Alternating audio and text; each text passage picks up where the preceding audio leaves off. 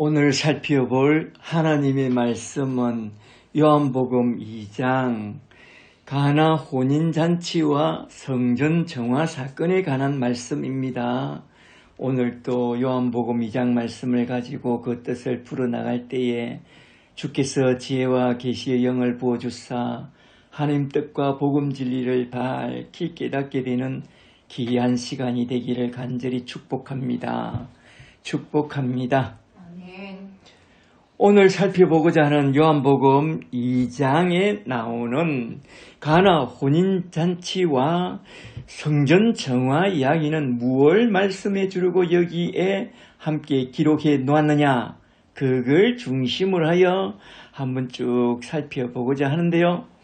요한복음 2장에 나오는 가나 혼인잔치와 성전 정화 이야기는 서로 다른 이야기를 말하고 있는 것 같지만 가만히 살펴보면 요한이 말해주고 싶었던 그 하나의 이야기를 말해주고자 여기에다 두 이야기를 함께 딱 배치해 놓았는데요. 말하자면 이 두 이야기는 하나의 이야기, 구원의 길이요 진리요 생명의 근원이 되신 주 예수 그리스도의 복음, 십자가의 복음 진리에 대하여 말해주고 싶어서 요한복음 2장에다가 함께 딱 기록해 놓은 것입니다. 이에 대하여 요한복음 20장 30절에서 분명하게 증언하고 있는데요. 잘 들어보세요.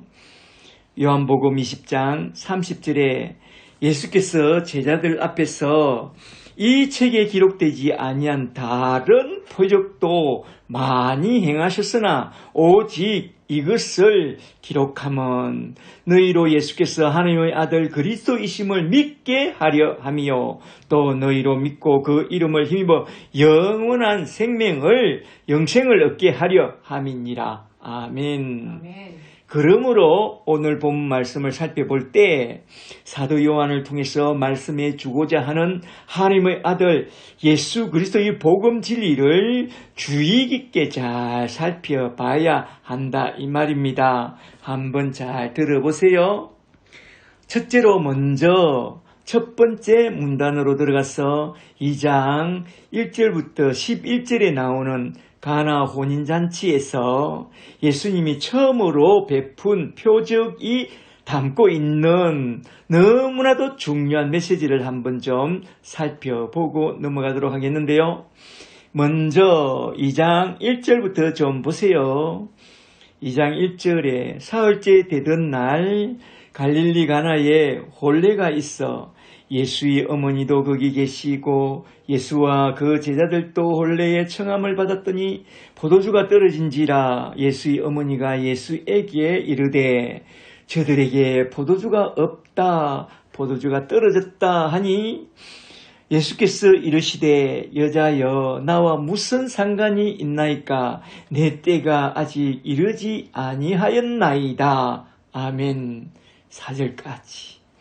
2장을 시작하면서 1절에 3일째 되던 날이라는 말을 굳이 써서 시작하고 있는 것은 뭔가 중요한 코드를 담아내고자 하는 사도 요한의 문학적 기법이라고 주석에서 말하고 있는데요. 3일째 되던 날, 이 날이 담고 있는 중요한 메시지는 십자가와 부활을 담아내고 있다는 것은 잘 알 수 있습니다. 3일째 되던 날 가나 혼인잔치에 기쁨의 포도주가 떨어졌다. 내 인생에 기쁨의 포도주가 떨어졌다. 그러면 어찌해야 하느냐? 예수님께로 나와서 해결받으라는 그런 메시지를 담아내고 있는 말씀이 곧 가나 혼인잔치에서 물을 포도주로 만든 사건이라고 해요.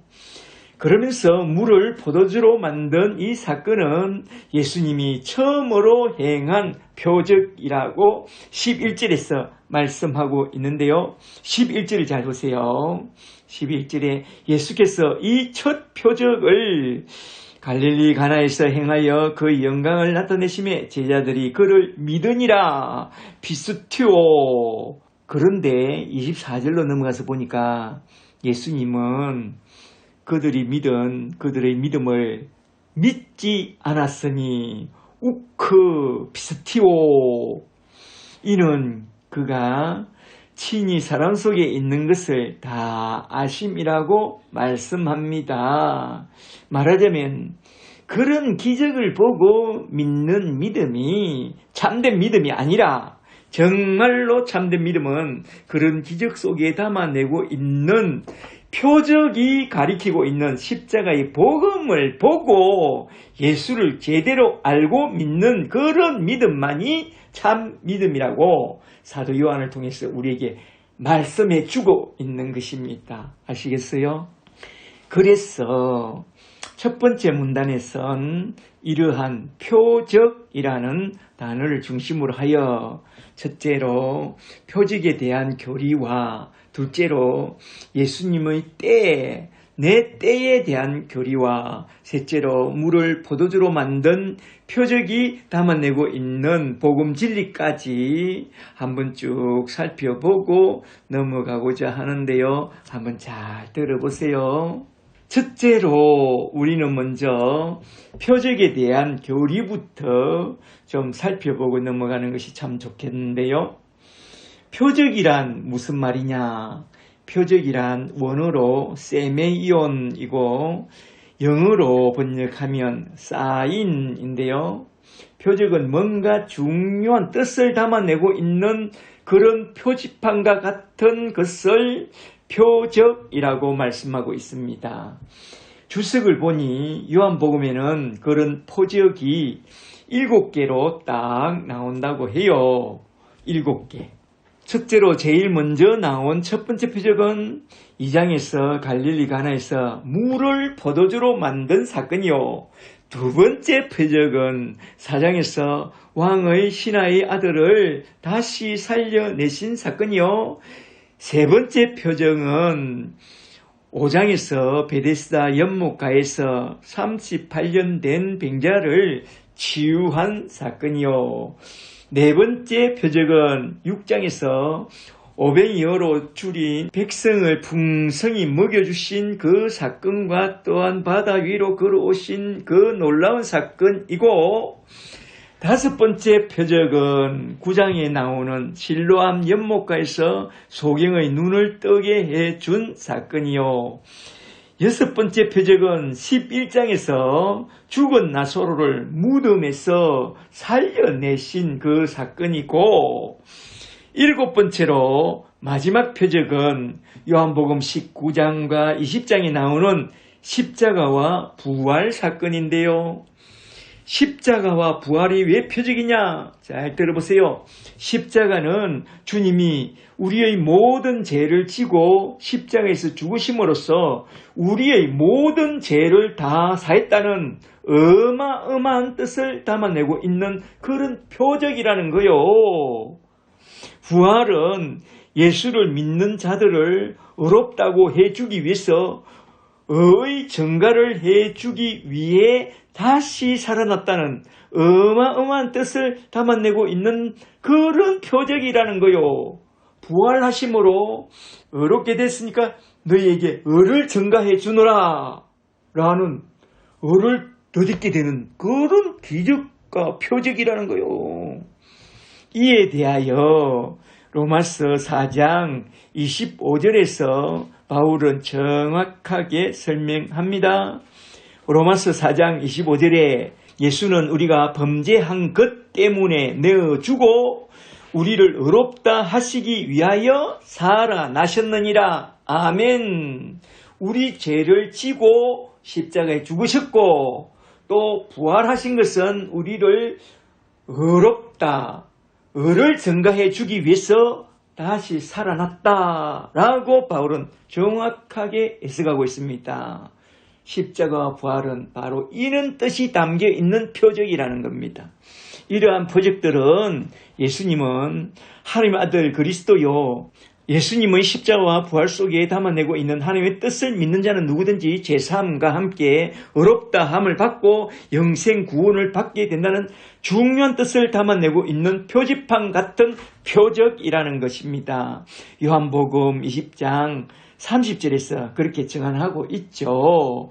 요한복음 20장 30절에 예수께서 제자들 앞에서 이 책에 기록되지 아니한 다른 표적도 많이 행하셨으나, 사복음서에 보면 많은 표적들이 나타납니다. 기적과 표적들. 그러나 오직 이것을 기록하면, 이 7개의 표적을 기록하면 너희로 예수께서 하나님의 아들 그리스도이심을 믿게 하려 하며, 또 너희로 믿고 그 이름을 힘입어 영원한 생명, 영생을 얻게 하려 함이니라. 아멘. 이 7개만 봐도 너희가 예수를 믿고 영원한 구원, 생명을 얻을 수 있다, 이 말입니다.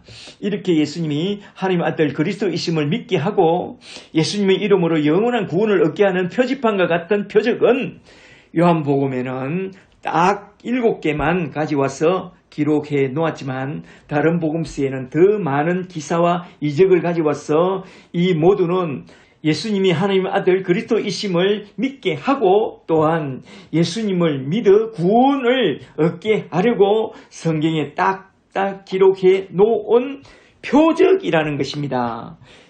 그런 기적과 표적 중에 가장 대표적인 것이 뭐냐 하면 사복음서에 다 나오는 오병이어 사건인데요. 사람들은 오병이어 사건을 어떻게 바라보고 어떻게 해석하는지 아세요?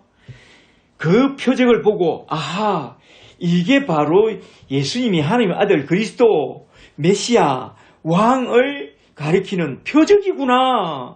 그렇다면 나는 오병이어의 기적을 구할 것이 아니라 오병이어의 주인공이 되신 예수님을 나의 왕으로 영접하여 하나님의 자녀가 되고 하나님 나라의 근속이 되어 영원한 구원을 받아야 하겠다고 그렇게 생각합니까? No, 그렇지 않습니다. 그와 반대로 내 인생에 또 주님이 좀 개입하여 주사 오병이어의 기적으로 내 삶의 행편이 좀 나아지게 해주시고, 내 시작은 미약하나 나중은 장대하게 좀 해달라고 그렇게 구하고 있죠.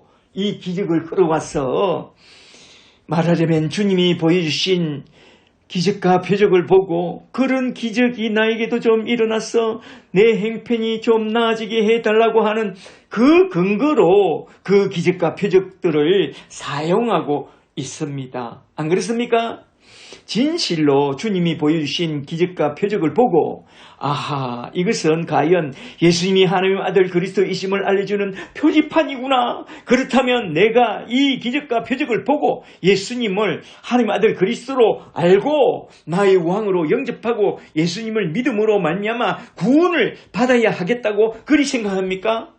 그렇게 생각하게 되었다면 그 사람은 성령님이 임하여 그렇게 기록해 놓은 성경 기록 목적을 따라 예수님이 하나님 아들 그리스도이심을 믿게 하신 하나님의 은혜가 그에게 임한 그런 사람입니다. 그런 사람은 예수님을 제대로 믿고 제대로 구원의 은총을 받게 됩니다. 할렐루야.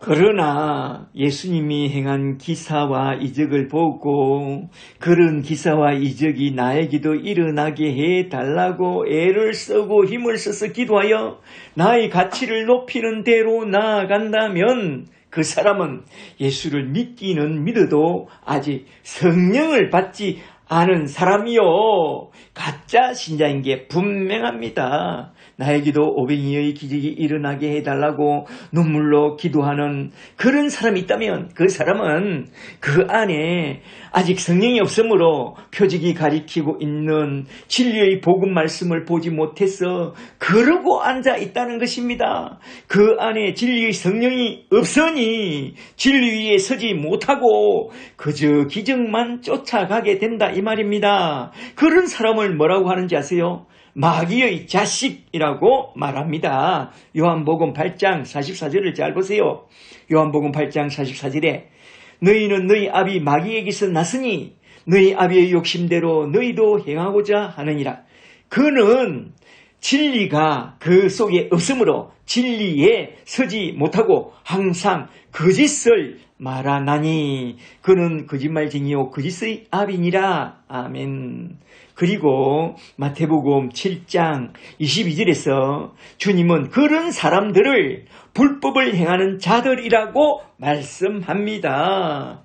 마태복음 7장 22절에 그날에 많은 사람이 나더러 이르되 주여 주여 우리가 주의 이름으로 선지한 노릇하며 주의 이름으로 귀신을 쫓아내며 주의 이름으로 많은 권능을 행하지 아니하였나이까 하리니 그때 내가 그들에게 밝히 말하되 내가 너희를 도무지 알지 못하니 불법을 행하는 자들아 하나님 뜻을 놓치고 살아가는 불법을 행하는 자들아 내게서 떠나가라 하리라. 아멘. 과연 우리가 예수를 믿고 성령을 받게 되었다면 예수님이 행한 기적과 표적을 보게 될 때에 그건 예수님이 하나님 아들 그리스도시라는 것을 가리키는 그 표지판으로 알고 예수를 믿고 천국 소망을 바라보고 살아가게 되어 있습니다. 그러나 예수를 믿되 성령으로 거듭나지 않은 사람은 그 기적과 표적을 보고 나에게도 그런 기적과 이적이 일어나게 해달라고 구하면서 신비주의와 기복주의로 달려가게 되고 마지막 날에 주님의 나라에서 쫓겨나게 된다 이 말입니다. 성령으로 거듭나지 않은 사람은 그렇게 된다 이 말입니다.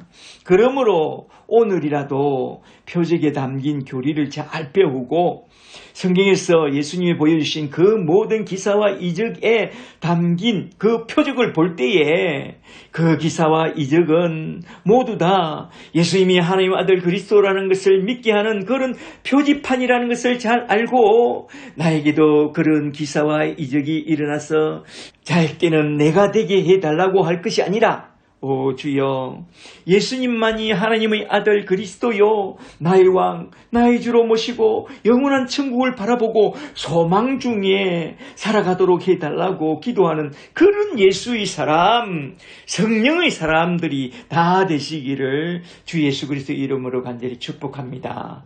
할렐루야.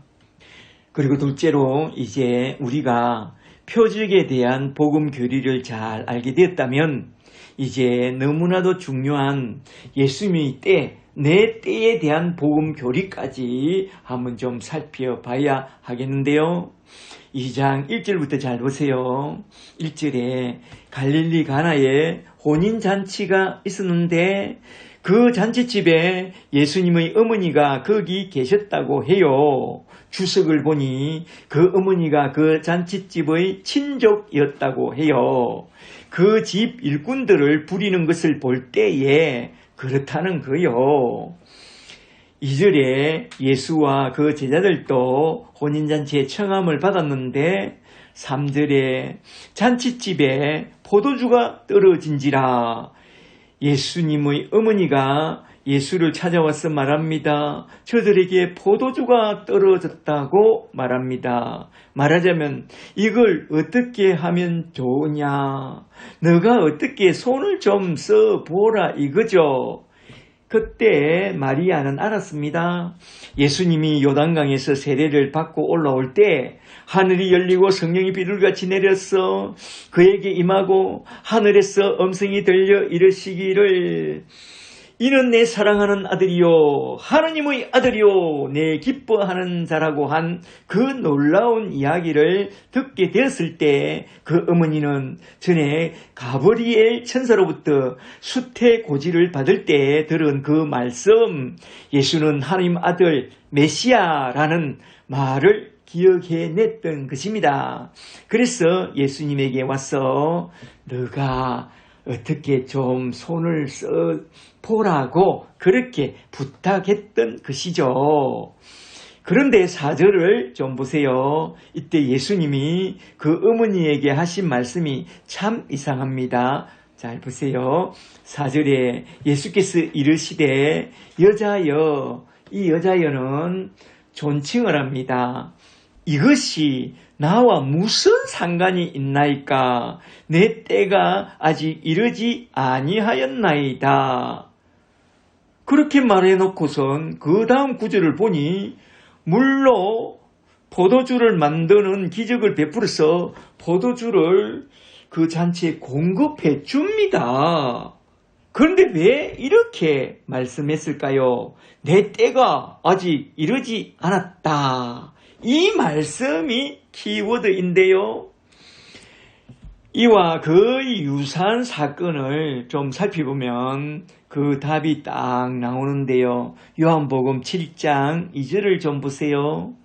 요한복음 7장 2절에 유대인의 명절인 초막절이 가까운지라 그 형제들이 예수께 이르되 당신이 행하는 일을 사람들이 다 보게 여기를 떠나 유대로 올라가소서. 그리하여 자신을 세상에 나타내소서. 6절에 예수께서 이르시되 내 때는 아직 이르지 아니하였나니 8절에 나는 이 명절에 올라가지 아니하노라. 또 그렇게 말해놓고 그 다음 구절에선 딱 올라갑니다. 10절에 그 형제들이 명절에 올라간 후에 자기도 올라가시되 나타내지 않고 은밀히 올라가시니라. 아멘. 여기서 예수의 형제들이 구한 게 뭡니까? 당신이 하나님 아들이거든 뭔가 보여달라고 구한 거죠. 이게 바로 예수님의 어머니가 구한 그 내용입니다. 말하자면 메시아로서 뭔가를 보여주사 당신이 메시아라는 것을 세상에 드러내 보여줄 것을 요구한 것이죠. 그때 예수님이 뭐라고 말해요? 내 때가 아니라고 말합니다. 여기서 중요한 것은 내 때라는 단어입니다. 여기서 사도 요한이 말씀하고 싶었던 것은 예수의 어머니와 예수의 형제들이 구하는 그것을 너희는 구하지 말고 예수님이 구한 나의 때, 십자가의 때를 너희는 구해야 한다고 그렇게 우리에게 말해주고 싶었던 것입니다. 그런데 사람들은 어떻게 합니까? 마리아처럼 그 동생들처럼 세상 것만 구합니다. 기적을 구합니다. 주여 내게도 기적을 보여주세요. 물이 포도주로 변하는 기적, 500이어가 일어나는 기적을 내게 보여주세요. 문둥병과 중풍병과 헬루병도 좀 고쳐주시고 기적같이 좋은 대학도 가고 좋은 직장도 얻고 기적같이 신데렐라처럼 좋은 왕자도 만나고 내 비즈니스와 내 사업장에도 그런 놀라운 기적을 보게 해주세요. 당신이 하나님의 아들이거든. 그리고 또 내가 하나님의 아들이거든. 뭔가 나에게 기적을 좀 보여주세요. 그렇게 기적을 구합니다. 그죠? 우리가 교회에 나와서 기도한다고 앉아서 구하고 있는 게 뭡니까?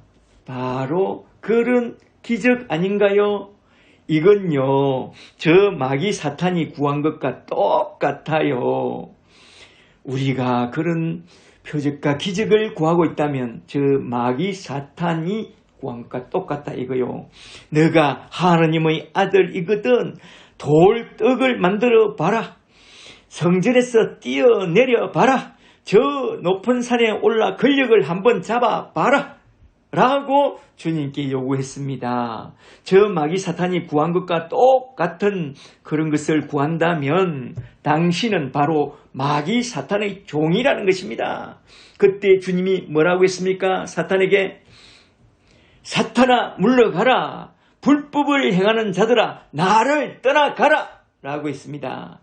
우리가 정말로 예수를 믿는다면 마귀 새끼들이 구하는 그런 기사와 이적을 구하면 안 됩니다. 그런 기독교는 없습니다. 기사와 이적은 표적이요 예수님이 메시아라는 것을 가르치는 표적일 뿐입니다. 그걸 구하면 안 됩니다. 그런 것을 구하지 마세요. 무엇을 먹을까 무엇을 입을까 그런 것은 이방인들이 구하는 것이라고 했습니다. 너희는 먼저 그의 나라와 그의 의를 구하라고 했습니다. 하늘에 속한 것을 구하라고 했습니다. 그런데 주님이 구하라고 하는 것은 구하지 않고 구하지 말라고 한 것만 구한다면 너희는 마귀 새끼들이다.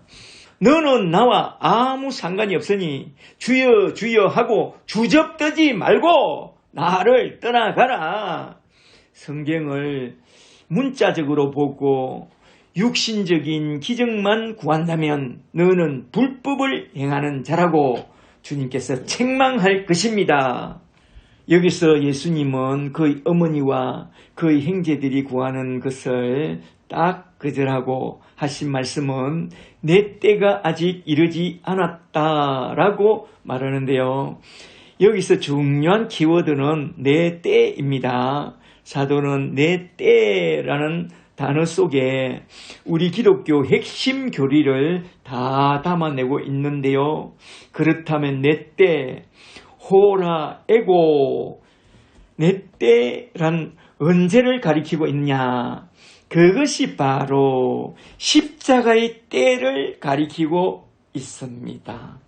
요한복음에 자주 나오는 내 때, 호라, 에고, 내 때에 대한 용례들을 한번 좀 살펴보고 넘어갈까요?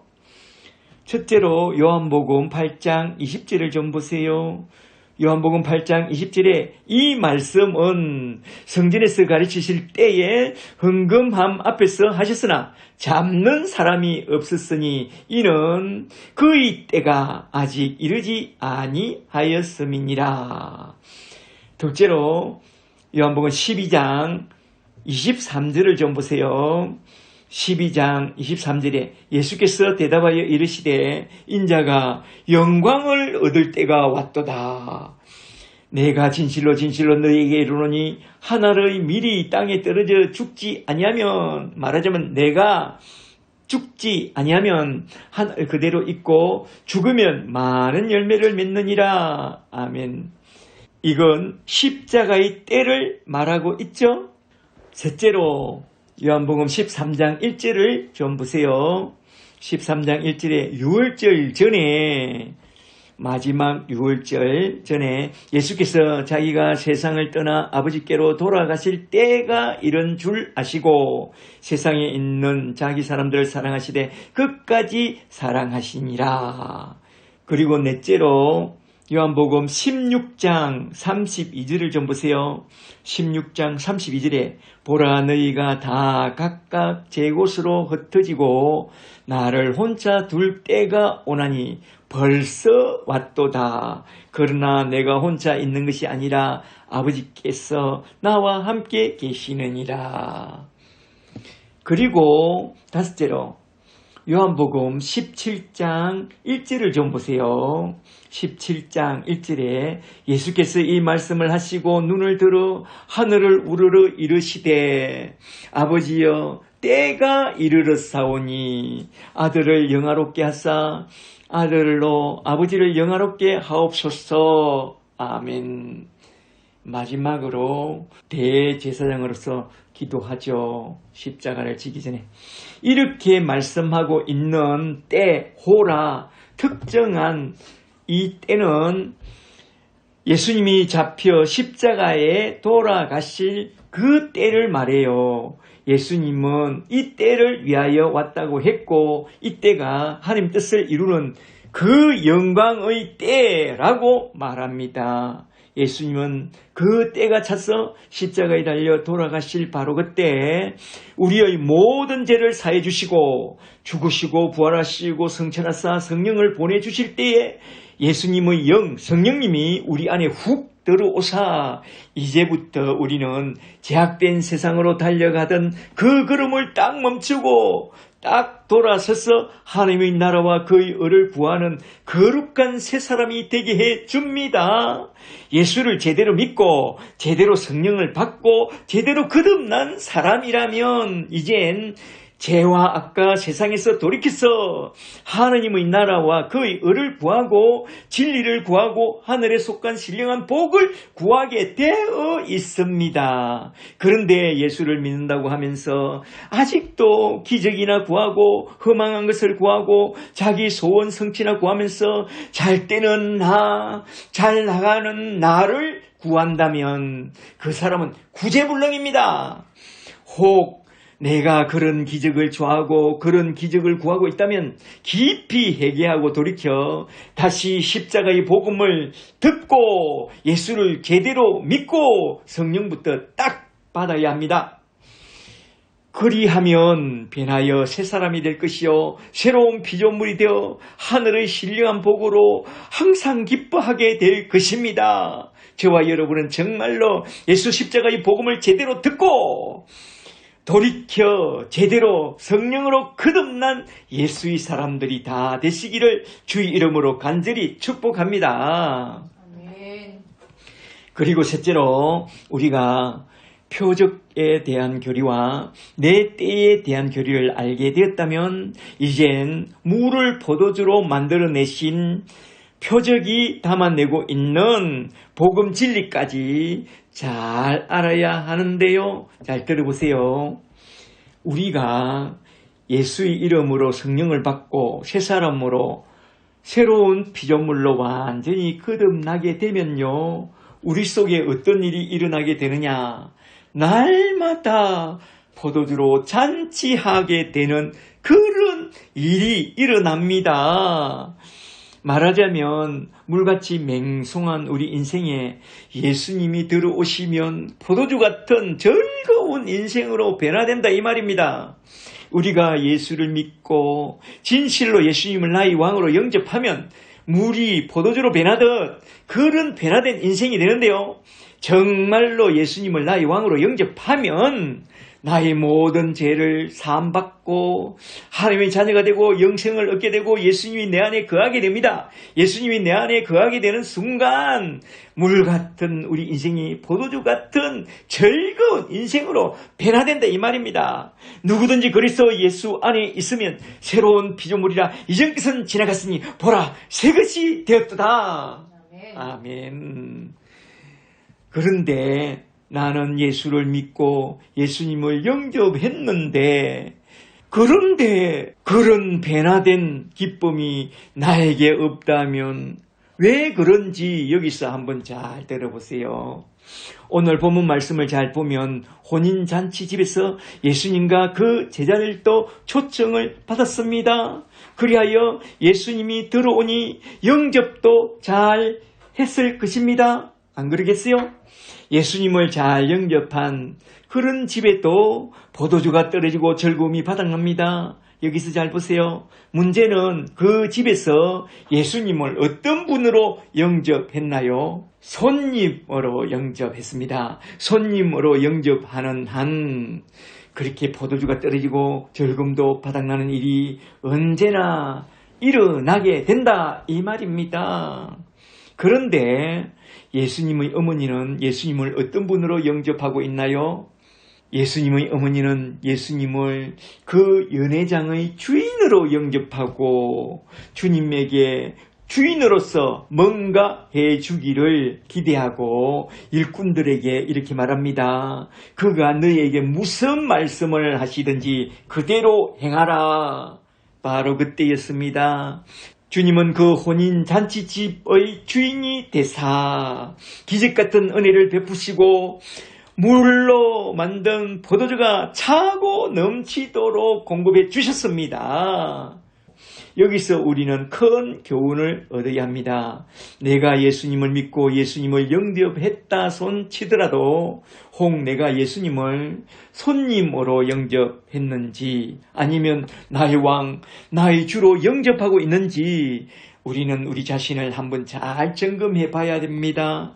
혹 내가 예수님을 잘 모르고 예수님을 그냥 손님으로 영접하고 살아왔다면 속히 회개하고 돌아서서 다시 예수님을 잘 배우고 예수 십자가의 복음을 잘 듣고 예수를 제대로 믿어 십자가 아래서 제3의 은총부터 받고 예수님을 나의 왕, 나의 주로 영접하여 드리세요. 예수의 영 성령을 받으세요. 그리하여 예수님을 나의 왕 나의 주로 영접하는 그 순간 예수님의 영 성령님이 내 속에 훅 차고 들어와서 물 같은 내 인생을 포도주 같은 인생으로 확 바꾸어 주실 것입니다. 할렐루야. 아멘. 그리하면 고린도후서 5장 17절 말씀이 너무 너무나도 좋아서 이렇게 외칠 것입니다. 그런즉 누구든지 그리스도 예수 안에 있으면 새로운 피조물이라. 이전 것은 지나갔으니 보라 새 것이 되었도다. 아멘. 할렐루야. 그러므로 예수님을 손님으로 영접하고 있다면 지금 속히 회개하고 돌이켜 예수님을 나의 왕, 나의 주로 믿고 다시 제대로 예수님을 영접하고 매일 예수님과 동행하는 그런 사람, 예수의 영, 성령으로 거듭난 새 사람이 되시기를 주의 이름으로 간절히 축복합니다. 누가복음 11장 13절에서 주님은 이렇게 말씀합니다. 구하고 찾고 두드리는 자에게 너희 하늘 아버지께서 그의 성령을 주시지 아니하시겠느냐.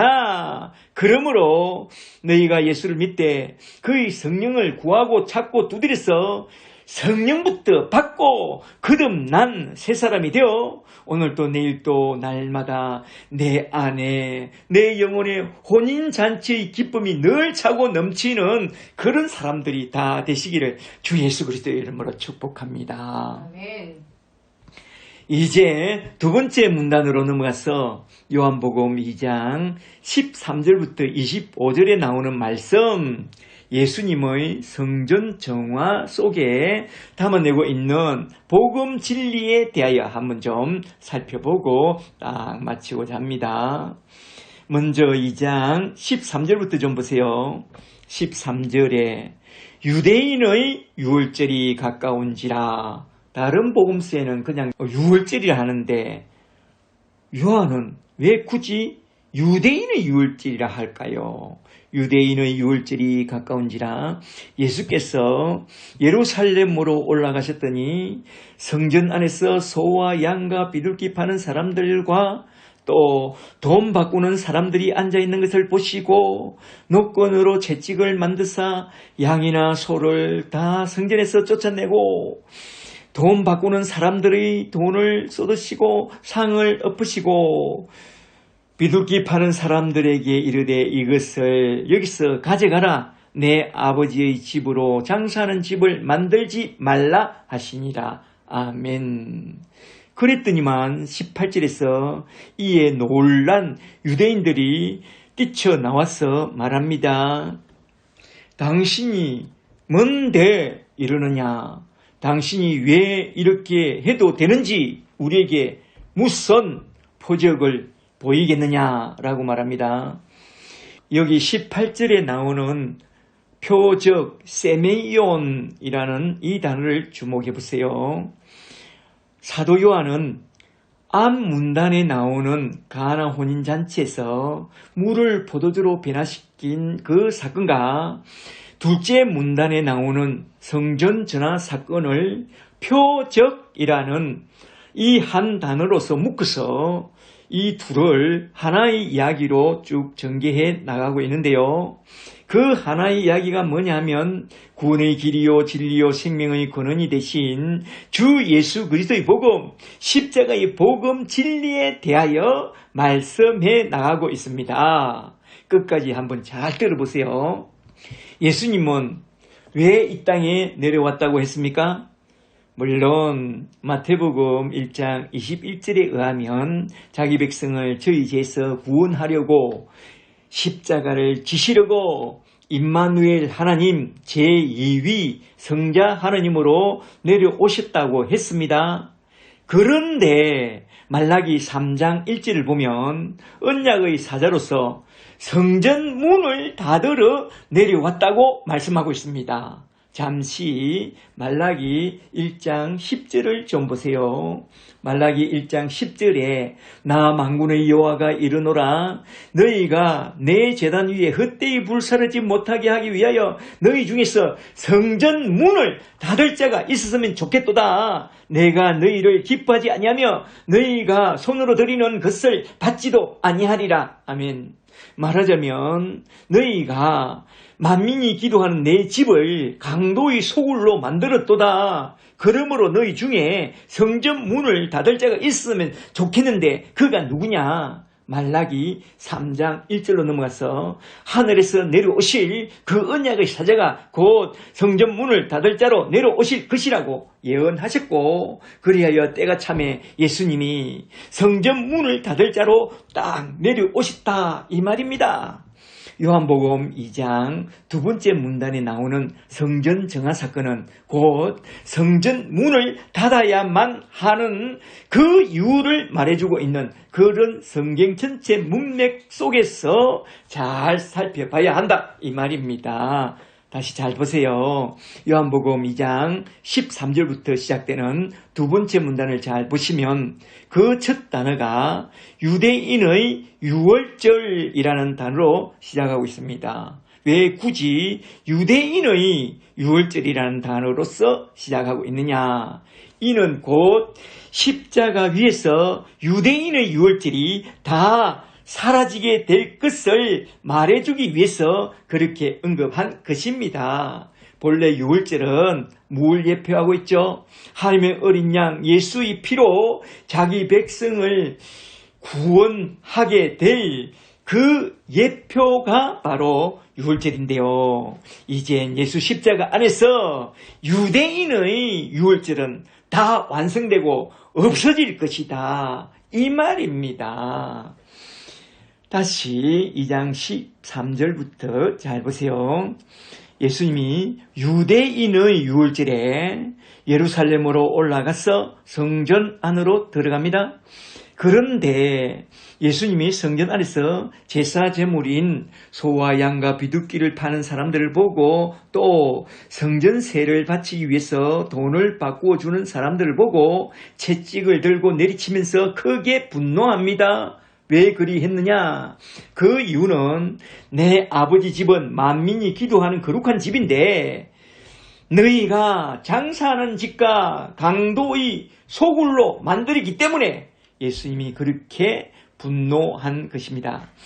본래 이스라엘 절기 때 먼 데서 소나 양이나 제사 제물을 끌고 오다 보면 중도에서 흠집이 생겼을 때 제물로 드릴 수 없게 된 그 사람들의 편의를 봐주기 위해서 제사 제물인 소와 양과 비둘기를 팔았고, 또한 먼 데서 오는 디아스포라 유대인들은 로마 화폐를 들고 오니 그 화폐에는 황제의 우상이 새겨져 있기 때문에 성전세를 받을 수 없으니까 성전세로 드릴 수 있는 성전의 세겔로 바꾸어주기 위하여 선한 의도로 환전이 시작됐지만, 이것이 성전을 관리하는 제사장들에게는 시작은 미약하였으나 내 나중은 창대한 이문을 남길 수 있다는 그런 생각에 그 선한 의도를 남용하여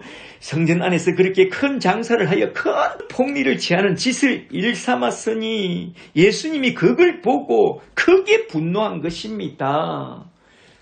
소 한 마리를 50% 폭리를 취하고 돈을 바꾸는데도 50%를 폭리를 취했다고 기록하고 있는데요. 이럴 수가 있냐 이거야. 분노하게 됐죠. 예수님이 그걸 보고 크게 분노하고 상인들과 환전상들의 상을 다 되었고 대소동을 일으켰던 것입니다. 성전이 생긴 이래로 없었던 이런 대소동에 놀란 유대인들이 뛰쳐나와서 말합니다. 여기서 유대인들이란 주석을 보니 성전 제사 제물 판매와 환전을 통해서 크게 폭리를 취하고 있던 성전을 관리하던 유대인들, 말하자면 제사장들과 서기관들과 성전 경비대장들을 말한대요. 2장 18절에 그 유대인들이 뛰쳐나와서 말합니다. 당신이 뭔데 이러느냐? 당신이 왜 이렇게 해도 되는지 무슨 표적을 보이겠느냐? 그러니 예수님이 대답합니다. 19절에 너희가 이 성전을 헐라 내가 사흘 동안에 일으키리라. 좀 뜬금없는 말을 하죠. 표적을 보여달라니까 성전을 헐고 사흘 만에 일으키겠다라는 거예요. 21절에서 이에 대하여 사도 요한은 예수님이 하신 이 말씀을 이렇게 해석해 나갑니다. 21절에 예수는 성전된 자기 육체를 가리켜 말씀하신 것이라. 성전된 육체를 너희가 나를 죽여봐라. 내가 사흘 동안에 나를 일으키리라. 이렇게 말했다는 거요. 22절에 죽은 자 가운데서 살아나신 후에야 제자들이 사도 요한도 이 말씀을 기억하고 예수께서 하신 말씀을 믿었더라 라고 말씀합니다. 잘 보세요.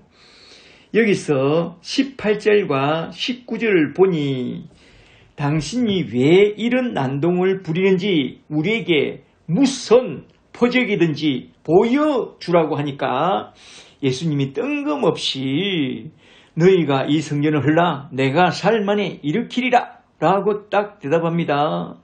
이렇게 좀 이해가 안 되는 그런 말씀이 나오면 그건 틀림없이 복음의 비밀을 말씀하고 있는 것인데요.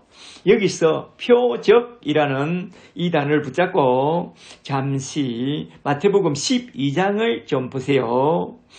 예수님의 제자들이 안식일에 밀밭 사이로 가다가 시장하여 이삭을 잘라 먹었다. 바리새인들이 그걸 보고 시비를 겁니다. 안식일에 그러면 됩니까? 시끄럽다. 인자는 안식일의 주인이라 라고 말씀합니다. 그러니까 그들이 말귀를 알아듣고 따져 묻습니다. 그러면 당신이 메시아인 표적을 우리에게 보여주세요. 표적을 보여달라고 했느냐? 잘 들으라 하면서 마태복음 12장 39절에서 말씀합니다. 마태복음 12장 39절에 악하고 엄난한 세대가 표적을 구하나 선지자 요나의 표적밖에는 보일 표적이 없느니라. 요나가 밤낮 사흘 동안 큰 물고기 배 속에 있었던 것 같이 인자도 밤낮 사흘 동안 땅 속에 있으리라 라고 말합니다. 여기서도 유대인들이 표적을 보여달라고 하니까 여기서도 뜬금없이 요나의 이야기를 툭 꺼냅니다. 그죠? 요나의 이야기 속에 나온 인자가 밤낮 사흘 동안 땅속에 있게 될 것이라는 이 말씀과 성전을 헐라 내가 사흘 만에 다시 일으키리라 라는 이 말씀은 동일한 말씀으로서 이건 예수 십자가와 부활을 가리키는 말씀이요. 이게 바로 예수님이 참된 메시아라는 표적이라는 것입니다. 다시 말하자면 예수님이 참된 메시아라는 표적은 예수님이 십자가에 달려 죽음으로써 자기 백성들의 죄를 모두 다 사해주는 그런 기적같은 일과 예수님이 무덤에서 부활하심으로써 자기 백성에게 의로움을 전가해주는 그런 기적같은 일을 가리키는 그게 메시아에 대한 표적이라는 것입니다.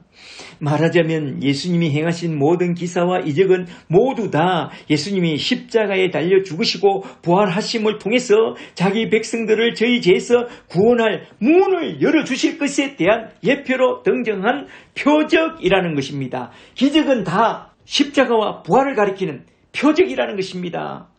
메시아의 표적. 예수님이 행하신 어떤 기사와 이적을 보고 그저 주여 이런 기적이 나에게도 일어나서 잘 때는 나, 잘 나가는 내가 되게 해달라고 그렇게 기도하면 안 된다 이겁니다. 그러나 우매한 죄인들은 주님이 말씀하고 있는 그 표적이 가리키는 뜻을 전혀 알지 못합니다. 심지어 주님의 제자들도 주님이 말씀하고 있는 그 표적이 가리키는 뜻을 알지 못했습니다. 마태복음 27장 40절을 좀 보세요. 예수님이 십자가 위에 달려 있을 때에 구경하는 자들이 말합니다. 마태복음 27장 40절에 성전을 헐고 사흘에 짓는 자여 너가 만일 하나님의 아들이거든 자기를 구원하고 십자가에서 내려와 보라 말합니다.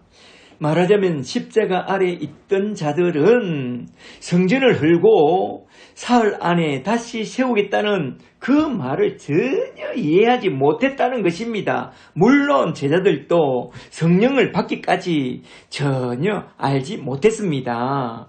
십자가의 사건이 바로 성전을 허는 사건이요, 죽음에서 다시 살아난다는 뜻을 가지고 있는데 이걸 몰랐던 것입니다. 그런데 나중에 오순절날 이후에 성령을 받고 보니 성전을 헐고 사흘 만에 다시 짓겠다는 그 말씀은 예수님의 십자가와 부활을 비유한 말씀이라는 것을 딱 알게 되었고, 성전을 헐라라는 말씀은 예수님이 십자가에 달려 죽을 때에 성전의 휘장을 위로부터 아래로 쭉 찢어버리겠다는, 성전을 헐어버리겠다는 그 말씀인 줄 알게 되었다는 것입니다. 그래서 요한복음 2장 21절에서 사도 요한은 성령을 받고 예수님이 하신 말씀을 깨달았다고 그는 이렇게 부연해서 설명하고 있습니다. 2장 21절에 그 성전은 예수님 자신의 육체를 가리켜 말씀하신 것이라 라고 합니다. 그래서 예수를 믿게 되었다면 먼저 성령부터 받으라 이 말입니다. 그러니까 성령부터 받으세요. 그리하면 놀라운 일이 일어납니다. 성경이 다 이해되고 설교가 다 이해된다 이 말입니다. 성령부터 받으세요. 할렐루야. 사도들은 성령을 받고 난 후에 그 성전은 예수님을 가리켜 하신 말씀일 뿐만 아니라 주님의 몸된 교회와 지체까지 성전이라고 하신 그 뜻을 딱 깨닫게 되었다고 바울은 고린도전서 6장 19절에서 이렇게 말씀합니다. 고린도전서 6장 19절에 너희 몸은 너희가 하나님께로부터 받은 바 너희 가운데 계신 성령이 거하는 성령의 성전인 것을 알지 못하느냐. 너희는 너희 자신의 것이 아니라 이제 값으로 산 것이 되었으니 그런즉 너희 몸으로 하나님께 영광을 돌리라. 아멘. 성전에서는 장사하는 데가 아니라 기도하는 집이요 하나님께 영광을 돌리는 집이다 이 말입니다. 이렇게 해서 우리가 하나님의 성전인 것을 알았다면 어떻게 하나님께 영광을 돌릴 수 있느냐? 우리는 항상 예수님이 하신 말씀에 귀를 기울여야 합니다. 다시 요한복음 2장 16절을 잘 보세요. 예수님이 말씀합니다. 2장 16절에 내 아버지 집으로 장사하는 집을 만들지 말라. 말하자면 내 아버지의 집은 만민이 기도하는 집이니 내 아버지의 집을 장사하는 그런 강도의 소굴로 만들지 말고 하나님을 배우고 예수님을 배우고 참된 믿음을 갖고 하나님께 영광 돌리는 그런 기도의 사람, 예배의 사람이 되라 이 말입니다. 그리고 하나님 아버지 앞에 엎드려 기도할 때 저 유대인들처럼 기적이나 기복을 구할 것이 아니라 감탄을 구하라 이겁니다. 말하자면 전에 주신 은혜와 앞으로 주실 은혜, 곧 구원과 성화와 열매를 맺는 삶이 되게 해 주실 그 은혜와 축복에 감탄하면서 감사로 제사 드리는 자가 되라 이 말입니다. 그것이 하나님께 영광 돌리는 일이다 이겁니다. 성전 안에서 유대인들처럼 이것 달라 저것 달라 그런 기적들을 구하는 게 기도가 아닙니다. 저 유대인들처럼 성전 안에서 장사를 하면서 하나님의 이름을 팔고 이문을 취하면 안 됩니다. 성전이란 내가 원하는 것과 나의 소원을 이루어달라고 눈물 흘리면서 기도하는 그런 곳이 아닙니다. 하나님 앞에 우리가 구해야 할 것은 기적이 아니라 감탄과 감사를 구해야 한다 이 말입니다. 우리가 예수를 믿고 신앙을 하고 하나님 집에 나온 것은 그저 하나님이 좋았어, 예수님이 좋았어, 하나님을 잘 배우고 예수님을 잘 배우고 하나님의 뜻대로 살고 하나님께 감사하며 살려고 나온 것이 아닙니까? 우리를 위하여 우리를 인도할 신이 하나님이라고 생각하고 우리를 위하여 풍요와 다산을 가져다 주는 그런 힘센 신이 하나님이라 믿고 내 소원을 이루어 달라고 나온 것입니까? 나에게 풍요와 다산을 가져다 준다면 하나님도 좋고 바알도 좋고 금송아지도 좋다는 것입니까? 하나님을 부르고 예수님의 이름으로 구하고 찾는 게 뭡니까? 아직도 풍요와 다산을 구하고 있나요? 그렇다면 예수님이 성전 안에서 장사하는 자들의 상을 떼었고 상을 쏟아버린 그 이유를 잘 알고 회개하고 돌이켜 우리 주님의 마음을 잘 배우고 예수님을 영접하고 똑바른 믿음 위에 서세요. 진실로 예수님을 잘 알고 예수님을 나의 왕 나의 주로 영접하게 되면요 너무나도 좋습니다. 세상 어떤 것과 이 신앙을 바꿀 수 없습니다. 그러므로 예수님을 제대로 알고 제대로 믿고 행복을 얻으라 이 말입니다. 그리고 예수님이 좋은 걸 어떡합니까? 예수님이 좋은 걸 어떡합니까? 즐겁게 노래하면서 멋있게 힘있게 살다가 우리 주님 집에 우리 아버지 집에 다 돌아가게 되는 그런 저와 여러분이 다 되시길 주 예수 그리스도의 이름으로 간절히 축복합니다. 축복합니다.